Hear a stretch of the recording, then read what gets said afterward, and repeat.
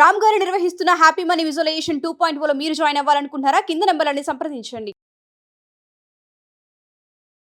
Hello MN Kashyap గారు. Hello Nagaraj గారు. చాలా మంది అంటే ఇప్పుడున్న ఉరుకుల పరుగుల జీవితానికి ఏమైందనంటే ఫుడ్ హ్యాబిట్స్ మారిపోయాయి. మనిషికి ఫుడ్ హ్యాబిట్స్ మారిపోవటం వల్ల బయట ఏ టైంకి ఏం తింటున్నారో కూడా తెలియకుండా తినేస్తున్నారు. కడుపు నిండితే చాలా అనుకుంటారు. దానివల్ల ఏమవుతుందనంటే తెలియకుండానే చాలామంది బాడీలో జరిగేటువంటి రియాక్షన్స్ వల్ల ఇప్పుడు కొంతమంది ఉప్పు కారం తింటే కోపం ఎక్కువ వస్తుందనో అలానో ఇలానో అంటూ ఉంటారు. జంక్ ఫుడ్స్ వల్ల ఇలా అవుతుందని చెప్పేసి అంటారు. మెంటల్ హెల్త్ చాలా దెబ్బతింటుంది ఫిజికల్ హెల్త్తో పాటు కూడా.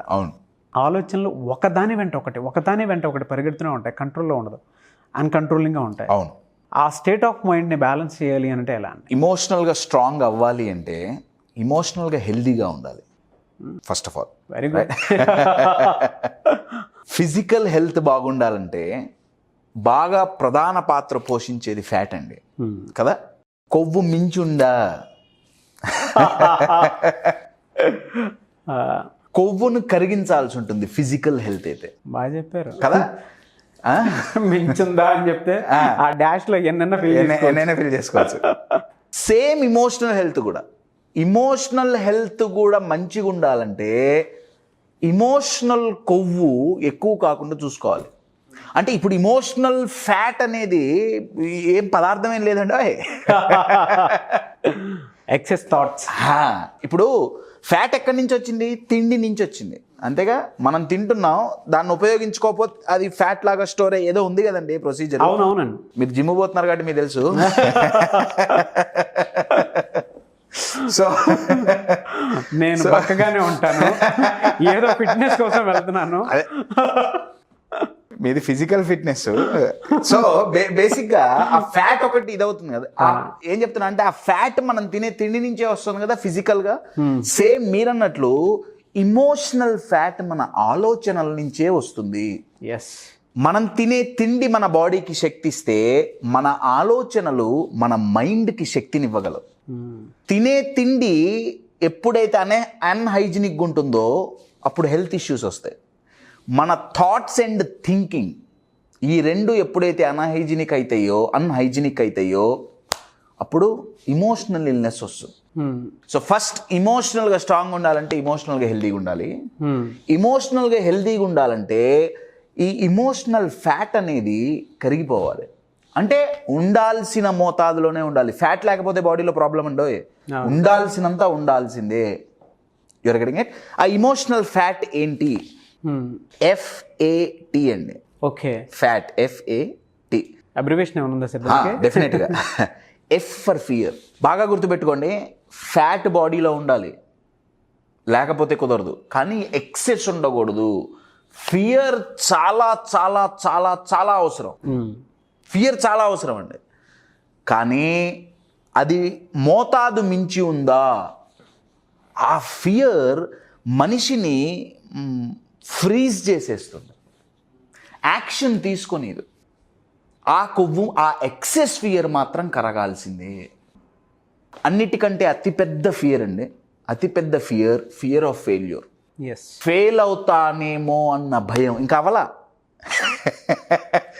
ఫెయిల్ అవుతానేమో అని ఆల్రెడీ ఊహించేసుకొని వాళ్ళు భయంతో బతుకుతున్నారు.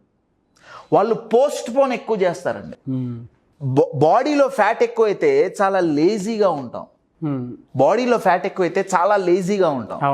మైండ్లో ఫియర్ అనే ఫ్యాట్ ఎక్కువైతే ఆ లేజీనెస్సే ప్రోక్రాస్టినేషన్గా మారుతుంది. అంటే పోస్ట్ పోన్ చేయడం, రేపు చేయొచ్చులే, 10 రోజులు ఆగి చేయొచ్చులే. అవును. యాక్చువల్గా చేయడానికి ఇంట్రెస్ట్ లేక కాదు, చేస్తే రిజల్ట్ వస్తుందో రాదో ఏమన్నా భయంతో వాళ్ళు చేయట్లేదు. You're getting my point? So FAT, F for fear అండి, రైట్?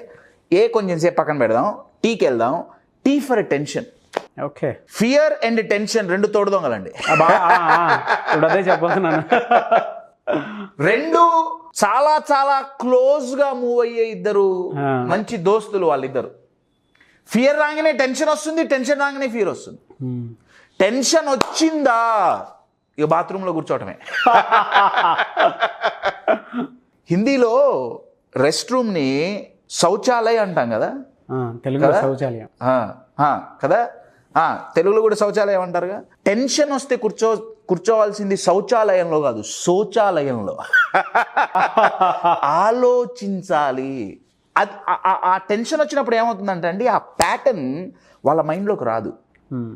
ఆ మైండ్ ఏం జరుగుతుంది అని ఆలోచించరు. ఆ రోలర్ కోస్టర్ వన్స్ ఎక్కి కూర్చొని స్టార్ట్ అయిన తర్వాత ఎట్లయితే లూప్లో తిరుగుతుంటుందో, తిరిగినంతసేపు వాళ్ళు ఎవరైతే ఉంటారో వాళ్ళు ఇద్దరు ఎంజాయ్ చేస్తారు, వాళ్ళ చేతుల్లో ఏమీ ఉండదు. Your getting it? వన్స్ ఈ టెన్షన్ అనే ఇమోషన్ వచ్చిందా ఆ లూప్లో పడిపోతారు. అది ఫిజికల్గా బాడీ మీద చూపిస్తుంది, స్వెట్టింగ్, పామ్స్ అంతా ఇదైపోవటం, అదే ఇంకొంచెం ఎక్కువైతే ప్యానిక్ అటాక్స్ రావటం, all that it's a loop అండి. Your getting it? ఆ లూప్ని బ్రేక్ చేయాలండి. ఆ బ్రేక్ చేయాలంటే ఆ ఇమోషన్స్ని మేనేజ్ చేయటం తెలవగలగాలి. అవును. Your getting it? So F fear, T tension. నవి ఈ ఫియర్ టెన్షన్ ఎప్పుడైతే అడ్రస్ చెయ్యమో ప్రాపర్గా, అప్పుడు ఈ ఏ యాడ్ అవుతుంది. That A is aggression. బాగా ఫామ్ చేశారు. I'll give you an example. దీన్ని నేను క్రేజీ 8 అంటాను. ఈ ప్యాటర్న్ ని పెట్టిన పేరు ఏంటంటే క్రేజీ 8. అంటే 8 కదా ఇది, రైట్? క్రేజీ 8 అని ఎందుకు అంటున్నాం అంటే, ఈ ప్యాటర్న్ లో ఎవరైతే పడతారో వాళ్ళు చాలా క్రేజీగా మారుతారు. ఈ ప్యాటర్న్ లో ఒకవైపు హై ఇంటెన్సిటీ ఇమోషన్స్ ఉంటాయండి. ఓకే, నేను దాన్ని ఆరో మార్క్స్ ద్వారా చూపిస్తాను. ఓకే, ఒకవైపు high intensity emotions. High intensity emotions అంటే ఫియర్, టెన్షన్, ఈ ఏ అగ్రెషన్, ఈ 3 ఇక్కడ వచ్చే emotions very high intensity. Anger, all that. ఇటువైపు ఇక్కడ ఎక్సైట్మెంట్ కూడా హై ఇంటెన్సిటీయే. పాజిటివ్, నెగిటివ్ ఏదైనా సరే. ఎక్సైట్మెంట్ కూడా కావచ్చు, ఓన్లీ నేను ఫియర్ వాటి గురించే మాట్లాడలే. ఎక్సైట్మెంట్ కావచ్చు, ఓవర్ ఎంతూజియాజం కావచ్చు, వెరీ హై ఇంటెన్సిటీ. ఇటువైపు వెరీ లో ఇంటెన్సిటీ ఇమోషన్స్ ఉంటాయి. లో ఇంటెన్సిటీ ఇమోషన్స్ అంటే కామ్, లేకపోతే సాడ్, డిప్రెషన్, ఆల్ దట్. నా ఈ రెండిటి మధ్యలో మైండ్ కొట్టుకుంటుంటుంది. నేను ఒక పని అనుకున్నా, ఏమండి, ఆ పని జరిగే ముందు లేదా జరిగిన తర్వాత లెట్స్ సే హై ఇంటెన్సిటీతో స్టార్ట్ అయింది. Fear, anger, you know, right? నేను ఆ కోపం మీ మీద చూపించా, రైట్? మిమ్మల్ని అరిచా, అయిపోయింది. దీంట్లో కొట్టుకొని 2-3 రోజులు తిరిగా. ఎక్కడికి పోయి నా కోపం, టెన్షన్, ఫియర్ తిరిగా మైండ్కు బోరు కొట్టింది. మైండ్కు బోరు కొట్టించి ఏం జీవితం ఇది, ఎప్పుడు కోపం, ఎప్పుడు టెన్షన్, ఎప్పుడు బాధేనా, ఎప్పుడు ఇవేనా, అన్నీ వదిలేద్దాం అని లో ఇంటెన్సిటీకి పోతారు. నా లో ఇంటెన్సిటీలో కొన్ని రోజులు కొట్టుకుంటారు, రైట్? అది బాధ కావచ్చు, ఇంకేమన్నా కావచ్చు. ఆ లో ఇంటెన్సిటీ ఇమోషన్స్ ఏంటంటే బయటికి కనపడవండి. ఈ యాంగర్, ఫియర్ బయటికి కనపడతాయి, ఇవి బయటికి కనపడవు, రైట్? నా ఇక్కడ ఉండి మైండ్కి చికాబడుతుంది. ఎన్ని రోజులు ఏడుస్తూ బతుకుదాం, కమాన్ లెట్స్ చేంజ్ ఇట్. మళ్ళీ ఇక్కడికి వస్తున్నారు, ఇక్కడ కొన్ని రోజులు ఉంటారు, మళ్ళీ ఇక్కడికి పోతారు, ఇక్కడికి పోతారు. అయితే ఛాలెంజ్ ఏంటంటే ఈ రెండిట్లో నెగిటివ్ ఇమోషన్స్ ఏ ఉన్నాయనుకోండి, యూఆర్ గెటింగ్ ఇట్? అయితే ఈ లూప్ నుంచి బయట పట్టడానికి పైకి వెళ్ళొచ్చు, కిందకి వెళ్ళొచ్చు. చాలామంది కిందకి వెళ్తారు. ఈ లూప్ నుంచి బయటపడటానికి వాళ్ళ హ్యాబిట్స్ కానీ, కొంతమంది అతిగా తినేస్తారు. వాళ్ళు తినటం ద్వారా బాగా టెన్షన్గా ఉన్నప్పుడు వాళ్ళు ఎక్కువ తినేస్తారండి. కొంతమంది 2 పెగ్గులు వేస్తారు, యూఆర్ గెటింగ్ ఇట్? ఇంకొంతమంది ఇంకో రకంగా. ఈ లూప్లో నుంచి బయటపడటానికి ఈ హ్యాబిట్స్ అనే వాటిని డిస్ట్రాక్షన్స్గా మైండ్ ఉపయోగిస్తుంది. ఎందుకంటే దీంట్లో ఉండి బతకటం మైండ్కి ఇష్టం లేదు. సింపుల్ ఎగ్జాంపుల్, 10 to 5 జాబ్ అండి, ఏమండి, నాకు ఇష్టం లేదు అనుకుందాం. నాకు ఇష్టం లేదు, టూ మచ్ స్ట్రెస్గా, ఇష్టం లేని పని చేస్తున్నప్పుడు, రైట్? మైండ్కి చికాకు పుడుతుంది. నా వీక్ డేస్ చాలా వీక్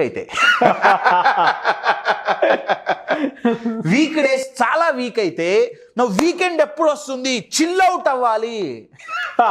అంటే చిల్ అవుట్ అవ్వాలంటే ఏంటి, ఈ లూప్ లో నుంచి బయటికి రావాలి. ప్రొడక్టివ్ గా వస్తే చాలా గొప్పదండి. వాళ్ళ లైఫ్ స్టైల్ చాలా బాగుంటుంది, వాళ్ళ లైఫ్ చాలా బాగుంటుంది. కానీ 90% పీపుల్ లూప్ లో నుంచి కిందకు పడుతుంటారు. నేను ఓన్లీ ఏవో 2 హ్యాబిట్స్ గురించే మాట్లాడట్లా, నేనేదో స్మోకింగ్, డ్రింకింగ్ వాటి గురించే నేను మాట్లాడట్లా. అది ఏదైనా సరే ఏదైనా సరే ఈ లూప్లో ఇంచి గనక కింద బయటపడటానికి కింద రూట్ గనక ఎత్తుక్కుంటే అధోగతి, పై రూట్ గనక ఎత్తుక్కుంటే పురోగతి. బా యువర్ గెటింగ్ ఇట్? పురోగతైనా అధోగతైనా మన మైండ్ యొక్క గతి మీద ఆధారపడి ఉంటుంది. ఎలా సార్? ఇదంతా జరగాలంటే ఈ ఇమోషనల్ కొవ్వు ఏదైతే ఉందో అది కరిగిపోవాలి. ఇక్కడైతే FAT fat, fear, aggression, tension అని ఈ మూడిటితో నేను వదిలేస్తున్నాను, కానీ ఈ మూడే కాదండి, ఇంకా చాలా ఉన్నాయి. సారో, బాధ చాలా మంచిది. నేను ఒక వీడియోలో ఇట్స్ ఎ గిఫ్ట్ అని నేను చెప్పా. అవునవును కదా. మోతాదు, దట్స్ ద బిగ్గెస్ట్ ఛాలెంజ్. మోతాదు ఎక్కువైందా, సేమ్ జ్వరాన్ని తగ్గించే పారాసెటమాలే ఎక్కువ వేసుకుంటే లివర్ ఉబ్బిపోతుంది. అవును, చాలా డేంజరస్ అండి. హెపటోటాక్సిసిటీ అంటారు దాన్ని. ఈ ఇమోషన్స్ కూడా మోతాదు మించిందా చాలా మందిలో జరుగుతుంది. అదే ఇప్పుడు ఫిజికల్గా కొవ్వు తగ్గాలంటే ఎక్సర్సైజ్ చేస్తాం. జిమ్ కానివ్వండి, యోగా కానివ్వండి, ఇంకేదో ట్రెడ్మిల్ కానివ్వండి, వాకింగ్ కానివ్వండి, ఏదో ఒక ఎక్సర్సైజ్ చేస్తే ఈ కొవ్వు తగ్గుతుంది. నెంబర్ 1 ఫిజికల్ ఫ్యాట్ గురించి నేను మాట్లాడుతున్నా. నెంబర్ 2 డయట్ కరెక్ట్గా ఉండాలి. Yes or no? Emotional fat తగ్గాలంటే కూడా ఎక్సర్సైజ్ చేయాలి. ఏది ట్రెడ్మిల్ మీద దొరకమని చెప్పట్లా నేను, శీర్షాసనాలు వేసి తలకిందులకు నించోమని చెప్పట్లా. Your getting it? Emotional exercise అంటే దానికి తగ్గ కోచింగ్ అవసరం అండి. మీకు ఇమోషనల్ ఫ్యాట్ కరగడానికి ట్రెడ్మిల్ ఇస్తాం అంటే టెక్నిక్స్ అన్నమాట. ఆ టెక్నిక్స్ అన్ని వాటిలాగా ఉపయోగపడతాయి. నెంబర్ 1. నెంబర్ 2 ఇమోషనల్ డయట్ చాలా చాలా ప్రాపర్గా ఉండాలండి. ట్రూ. ఇది ఫిజికల్ డైట్ ఎట్లనో ఇమోషనల్ డైట్ అదా. అయితే ఇక్కడ చాలా మంది ఎక్కడ మిస్ అవుతారంటే థాట్స్ని కంట్రోల్ చేయడానికి వెళ్తారు. అది మన చేతుల్లో లేదండి. ఒక రోజుకి హ్యూమన్ మైండ్లో ఎన్ని థాట్స్ వస్తాయో తెలుసా? రీసెర్చ్ చెప్తుంది దగ్గర 70 లక్షల థాట్స్ వస్తాయి. ఏంటి కంట్రోల్ చేసేది? థాట్ అనేది ఒక విత్తనం లాంటిదండి. థింకింగ్ విత్తనానికి నీళ్లు పోయటం లాంటిది. ఇప్పుడు మీరు మా ఇంటికి వచ్చారు, నేను మిమ్మల్ని పట్టించుకోవాలా. మీరు డ్రాయింగ్ రూమ్లో కూర్చొని ఉన్నారు, నేను మీతో మాట్లాడాలా, మిమ్మల్ని పలకరించాలా, నీళ్ళు అడగలా, టీ పోయలే, కాఫీ లేదు, ఏం లేదు. ఒక అర్ధగంట గంట మీరు అంతే ఉన్నారు, అసలు నేను పట్టించుకోవాలి. మళ్ళీ వస్తారండి మీ దగ్గరికి 100 ఆలోచనలు వస్తాయి. మనోడు పట్టించుకున్నా రాని ఆఫీస్కి చెప్పు రాని. ఇక దానికి దగ్గర సినిమాలు ఏమో నడుస్తున్నాయి. నెక్స్ట్ వీడియోస్ చూసుకుందాం. ఇంటికొచ్చిన అతిథిని, గెస్ట్ని పట్టించుకోపోతే మళ్ళీ వాళ్ళు రావటానికి చికాకుబడి ఎలా అయితే రాకుండా ఉంటారో, ఏంటి థాట్స్ వచ్చినప్పుడు ఆ థాట్ గురించి థింకింగ్ గనక చేయకుండా ఉంటే ఆ థాట్ మళ్ళీ రాదు. సీడ్ వేయటం మన చేతిలో లేదండి. ఇప్పుడు సీడ్ పడిపోయింది, నీళ్ళు పోయకుండా ఆపు. నీళ్ళు పోయిపోతే ఎందుకు గ్రో అవుతుంది? ఇప్పుడు సీడ్ పడింది, సీడ్ పడంగానే కూర్చొని పొద్దున సాయంత్రం నీళ్లు పోస్తున్నావు. నేను ఫెయిల్ అవుతానేమో ఫియర్ అనే సీడ్ వచ్చింది. పొద్దున మధ్యాహ్నం సాయంత్రం ఏదో మెడిసిన్ వేసుకున్నట్టుగా దానికే నీళ్లు పోస్తున్నాం. ఫెయిల్ అవుతానేమో, అంతే ఫెయిల్ అవుతాం, ఎందుకు కావు, నాగరే ఉంది, లాస్ట్ టైం ఫెయిల్ అయ్యా, వాడు ఫెయిల్ అయ్యాడు, వీడు ఫెయిల్ అయ్యాడు. విత్తనం సెట్ అయింది.